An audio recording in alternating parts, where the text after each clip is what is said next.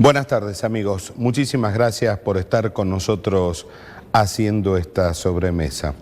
El ataque terrible que sufrió el diario Clarín.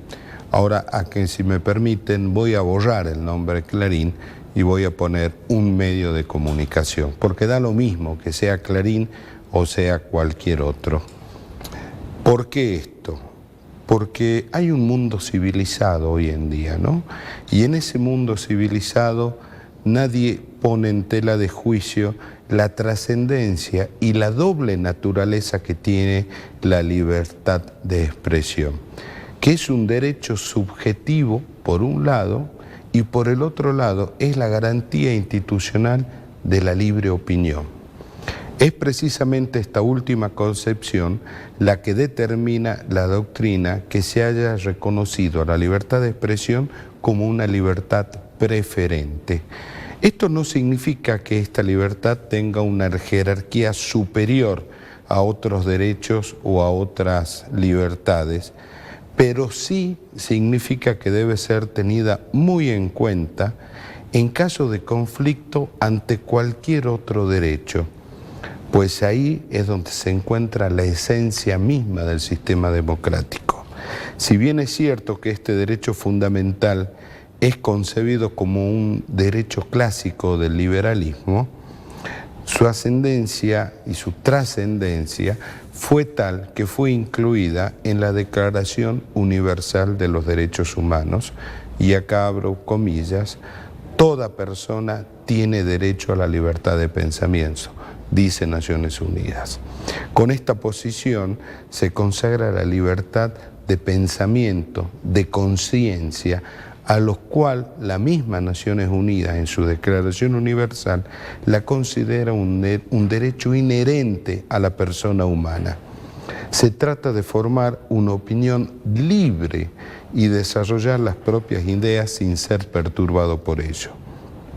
En estos tiempos de tanta información y tanta mentira por parte de los que ejercen el poder y pretenden, o bien pretenden llegar a él, son justamente estos sectores políticos los que, valiéndose esencialmente de libelos difamatorios, pretenden degradar la reputación de los medios de prensa y de los periodistas. ¿Por qué? Porque les son incómodos. Porque estos son los que desnudan las inconsistencias de las promesas electorales, son los que desnudan las mentiras que se emiten por parte de la política de manera deliberada y premeditada. Son los periodistas y los medios los que sopesan, estudian los resultados, las conclusiones. Sin embargo, la mentira de la política intenta prevalecer para modificar la opinión. Y es acá donde los medios de prensa y los periodistas entran a jugar un rol fundamental. La mentira ha entrado en la fase del consumo masivo, sin duda alguna con la colaboración permanente de las redes sociales. Lo cierto es que circulan las mentiras ampliamente. Ahora en la actualidad hay muchos medios que ¿qué es lo que hacen? Desenmascarar sistemáticamente esas mentiras. Pero fundamentalmente ese rol lo están cumpliendo aquellos medios serios, independientes y profesionales. Los políticos de hoy, los de allá y los de acá, tienen serios conflictos con la libertad, fundamentalmente con la libertad de expresión y con la libertad de prensa.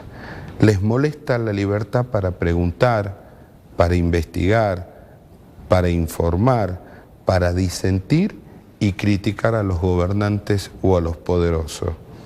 El repudiable ataque a Clarín, a este medio de comunicación, no es una causa en sí misma, es una consecuencia, la consecuencia de que la política ha intentado buscar en los medios los responsables de sus fracasos, de sus frustraciones y hasta de sus tropelías. Lamentablemente esta característica no es privativa del kirchnerismo, atraviesa a todos los espacios. Si no, miremos a la Jujuy de Morales, donde la libertad de expresión está cada vez más en duda. Recuerden ustedes un señor que dentro de su propiedad, detrás de un alambre, se paró con un cartel que decía basta de corrupción, queremos agua. Lo metieron preso por entorpecer el tránsito vaya Dios a saber de quién. En Jujuy ya llevamos algunas décadas de prédica gubernamental en contra de la prensa independiente, aunque este violento discurso se ha acentuado en los últimos años. Las malas prácticas de Gerardo Morales se han propagado en funcionarios varios y pretendidos sayones, siempre decomedidos, ¿no? Sí hay que reconocer que la violencia del kirchnerismo es más brutal, la que esperamos en estas tierras no deja de ser menos. El gobierno de Jujuy tiene la convicción que no tiene por qué rendir cuentas ni brindar acceso a la información pública. Si bien no hay leyes escritas de censura, las agresiones e intimidaciones a periodistas son cada vez más recurrentes en esta provincia. Los mensajes de repudio a este atentado, políticamente correcto, de forma, no alcanzan. Solo son puestas en escena. El respeto a la libertad de expresión no se declama, se ejerce con hechos, y los hechos que muestra la política son cada vez más degradantes a esta condición absoluta del ser humano, que es la condición de la libertad.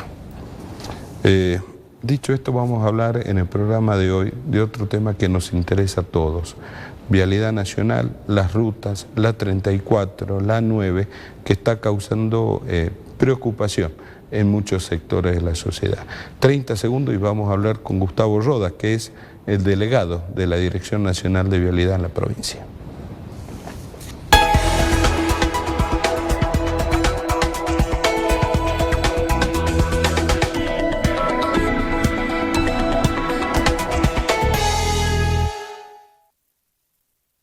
Seguimos en Sobremesa y Gustavo me corregía que usted dice que es jefe de distrito. Así se llama, jefe de distrito. Aunque... Lindo cargo, ¿no? El jefe. Pero a ver, antiguo me parece, ¿no? Claro, por supuesto, tiene vialidad, tiene muchísimos años, está... Y bueno, decirle buenas tardes a la audiencia, ¿no? También, primero que todo. Vialidad tiene muchísimos años, del año 32, que ha sido fundada. Es una apertura que se hizo en ese momento y después sí se le dio un cariz de lo que era Vialidad Nacional de ahora. Pero adentro, por ejemplo, fue hecha por militares, adentro son divisiones. División proyecto, división conservación, división obra, división administración, son hechas por divisiones. Sí, un poco... ¿Y por qué no se moderniza? Ojo, que en los conceptos también en alguna parte demuestra lo que es la gestión, ¿no? Sí, yo creo que Vialidad se modernizó bastante en muchos aspectos, quizás le está faltando este lenguaje interno que maneja. Digamos, yo tampoco no tengo gran experiencia en la parte pública, 2 años de ministro de Infraestructura no son muchos, ¿no? Pero son diferentes formas de manejar algo público, lo público, de lo que yo estuve en la provincia a lo que es Vialidad de la Nación. Vialidad de la Nación es muy, podríamos decirle nosotros, verticalista. Sí. Tiene su casa central, nosotros somos como satélites, en los cuales tenemos tomamos ciertas decisiones, pero hay una centralidad en cuanto a la información y las decisiones.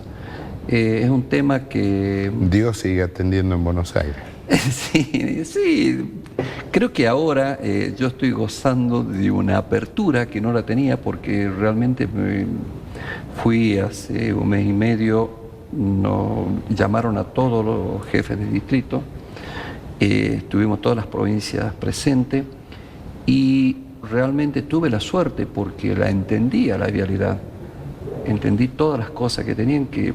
A lo mejor otras personas no han tenido la oportunidad de ingresar a algún lugar y tener esta presentación tan fuerte que tuvimos 3 días, en lo cual se habló desde lo administrativo hasta lo último en operaciones.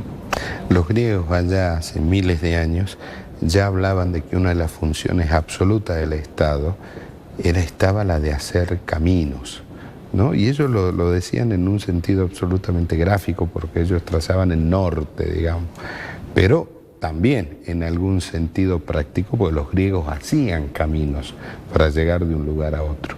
¿Cómo estamos con los caminos? Bueno, Vialidad de la Nación tiene alrededor de 750, 740 kilómetros de ruta en la provincia de Jujuy. De estos... Es un número, ¿no? Es un número, sí, es importante, tiene con comparación de Tucumán, que tiene 400, Salta hasta un poquito más.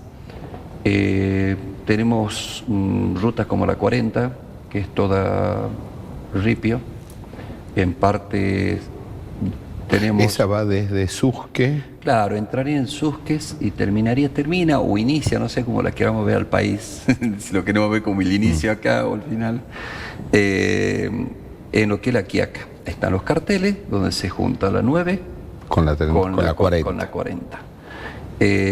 Voy en una avenida, en la Quiaca, la parte de la 40. Esto cruza zonas en las cuales están los carteles indicativos, que es superposición de río, curso de río con ruta, y te da las advertencias. Por supuesto que estas trazas se van a cambiar, porque realmente los nuevos trazados están haciéndose por otros sectores, otros lugares en los cuales se iba a modificar muchísimo. La Ruta 40 se viene haciendo, en el 2015 se alcanzó a licitar algunos trayectos más que no se llevaron a cabo. En Jujuy lamentablemente no nos tocó tener la suerte que tuvieron a lo mejor para el sur, que se venía haciendo hasta Tucumán, parte de Tucumán. Y hoy la 40 es de difícil mantenimiento, sobre todo, claro. Uno dice sí, en la época de lluvia, sí, pero en la otra época corre viento. Y el viento también te hace un daño parecido a la lluvia en las calles de Ripio. No, además es un lugar lejos, inhóspito. Uno empieza a entrar por la 40 y empieza la soledad, ¿no? Sí, sí, los pueblos son dispersos.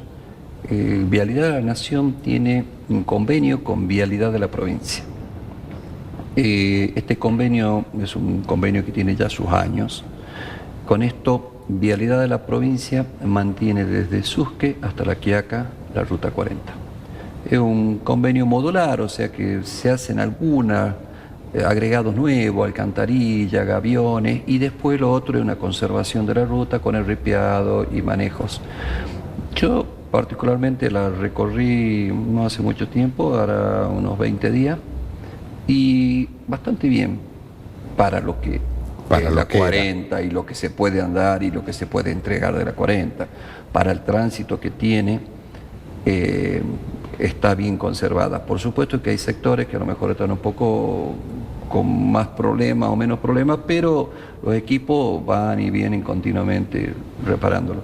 Quizás para el lugareño le haría falta tener, digamos, la gente que vive en ese lugar, tener más puentes, tener más conservación o tener pavimento.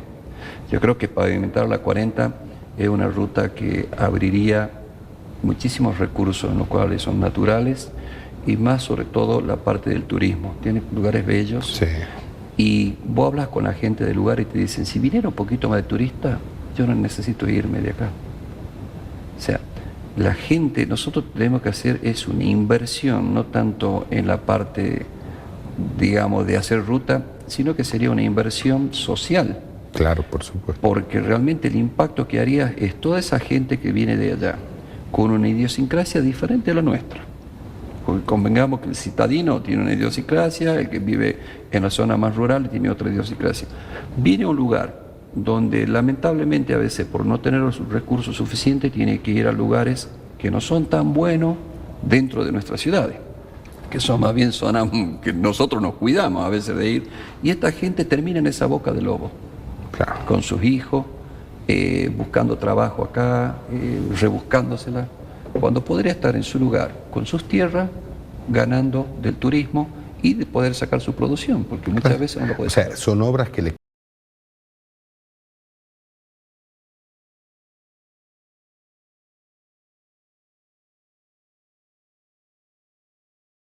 cambian la vida a las personas. Por supuesto, y a Argentina le hace falta al norte una barbaridad.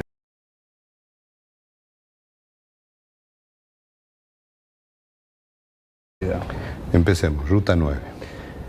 Bueno, Ruta 9. El otro día cortada, hace 2 días. Sí, fue una tormenta que nos sorprendió a todos, creo, incluso a los lugareños, hablando de una tormenta que fue bastante fuerte, muchos milímetros en pocas horas. No recuerdo bien los milímetros, me lo dijeron, pero capaz que para no decir el número y me equivoqué. Tuvimos el perchel, que es algo que ya es un poco recurrente en cuanto a cortes, pero es primero porque parece que las tormentas han empezado a ser más concentradas en diferentes lugares de la puna. No sé si tendrá que ver el calentamiento global o serán los ciclos climáticos que tiene la puna también, habría que estudiar un poquito más. Todas esas montañas son de material suelto, son areniscas, son piedra fragmentada, entonces un buen caudal de agua se hace como un lodo, baja todo ese material y las alcantarillas se trancan y empieza a pasar el agua por arriba. Tenemos también como algo contraproducente son los puentes ferroviarios, que ya quedaron, digamos, mal porque son de cuántos años que tienen. Entonces esos puentes ferroviarios se colmatan y te sirven de barrera y el agua te empieza a subir y te trae problemas a la alcantarilla de la ruta. En el perchel, por el momento, hemos iniciado a hacer un estudio de la parte de ingeniería para ver si se puede agregar una alcantarilla más del tipo que tenemos ahí o directamente ir a un puente. Vamos a hacer un estudio hidráulico de toda esa cuenca y observar cuál es la capacidad que tiene de arrastre de material y en base a eso decir, bueno, señores, más alcantarillas no sirven o sí, vamos a puentes. Si no a ver, la idea sea alcantarillo puente es una solución final. Sí, para mí la mejor de todas sería el puente. Sí, pero es más otro costoso, más complejo, pero si evaluamos que realmente una alcantarilla me va a servir un corto periodo o me va a afectar todavía, voy a tener que movilizar, porque hay que ver también, movilizar equipo, movilizar gente, el riesgo del tránsito, los problemas que tienen las personas que transitan la ruta.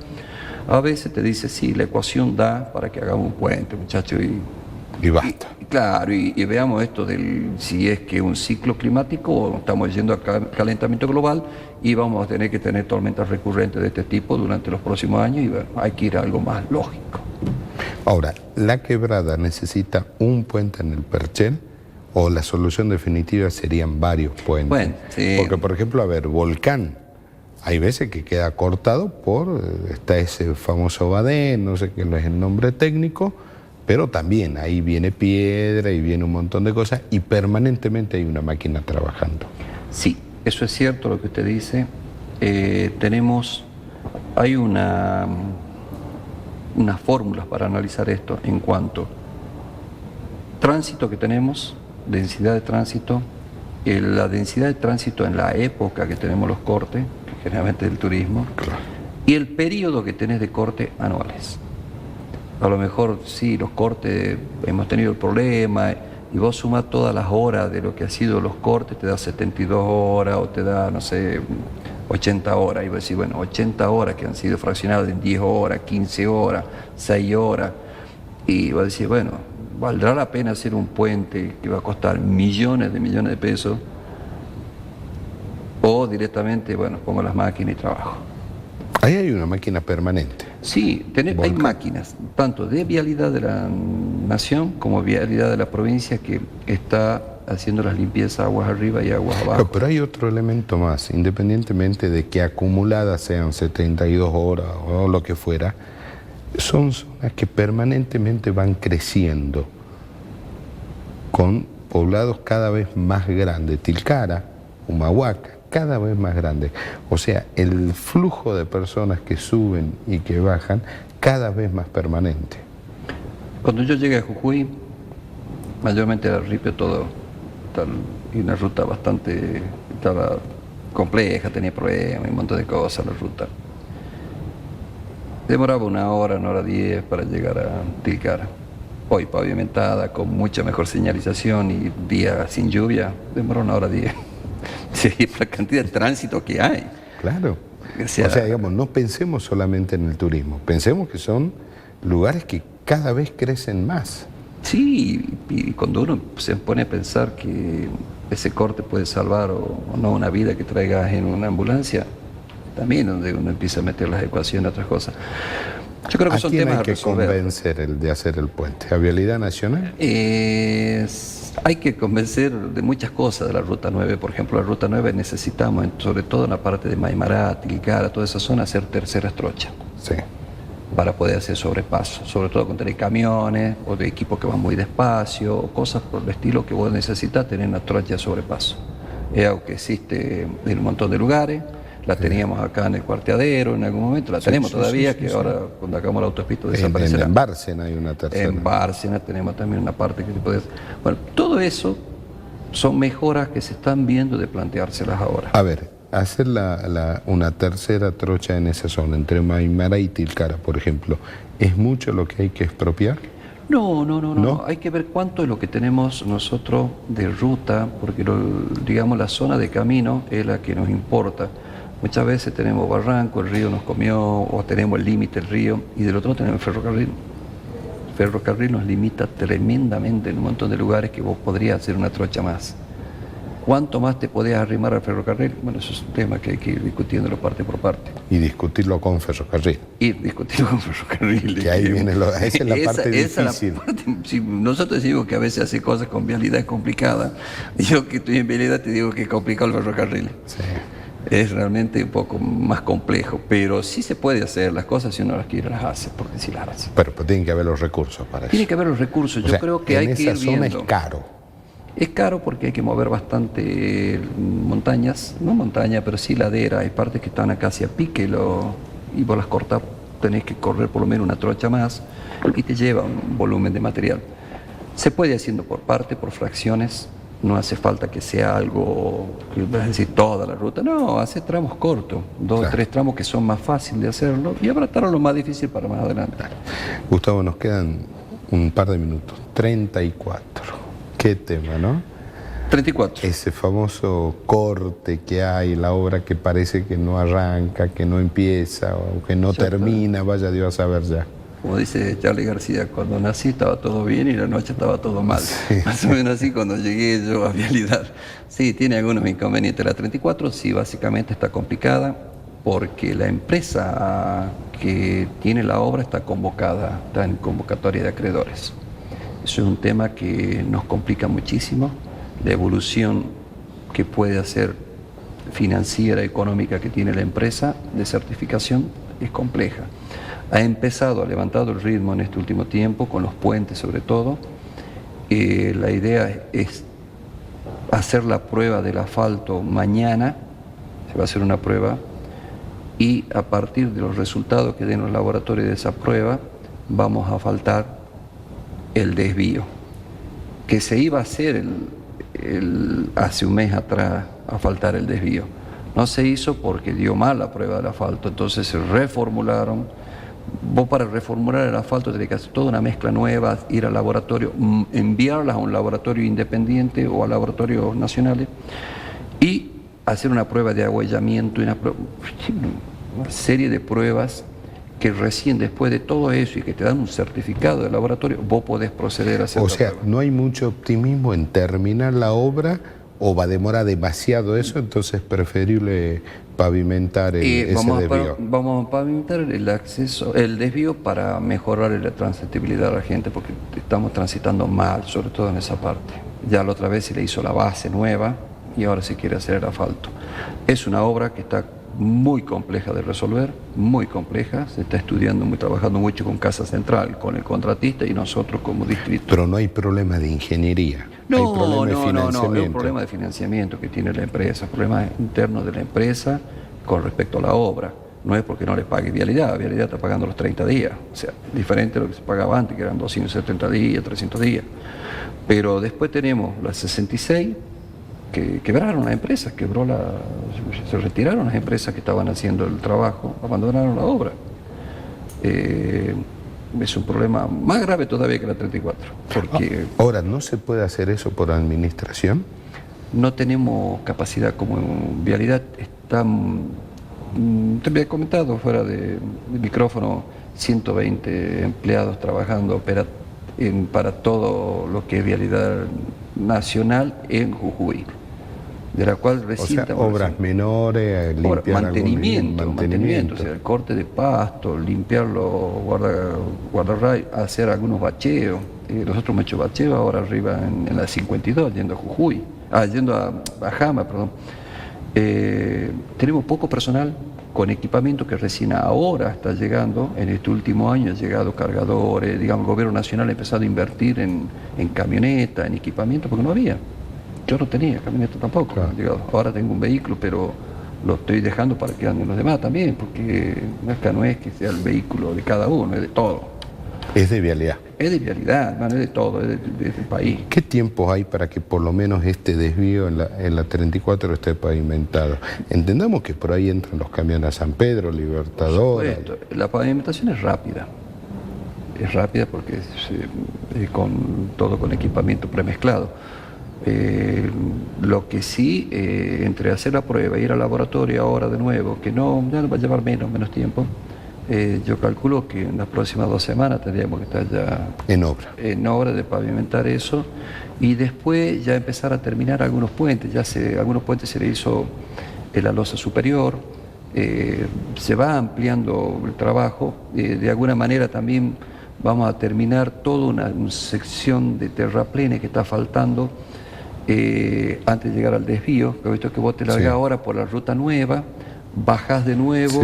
Bueno, en esa parte que falta es porque hay un canal de agua que cuando se expropió quedó el canal adentro. Y hoy justamente me reuní con la gente, los dueños, los propietarios, hay que hacerlo el canal hacia adentro, hay que revestírselo porque hace un canal nuevo, le va a erosionar, le va a comer la finca, entonces una serie de cosas, tiene sus complicaciones ahí.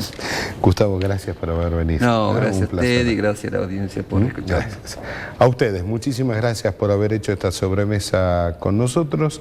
Dios mediante, a las 2 de la tarde nos juntamos mañana acá para hacer otro programa. Quédese que ya viene Palpala Hoy. Chao.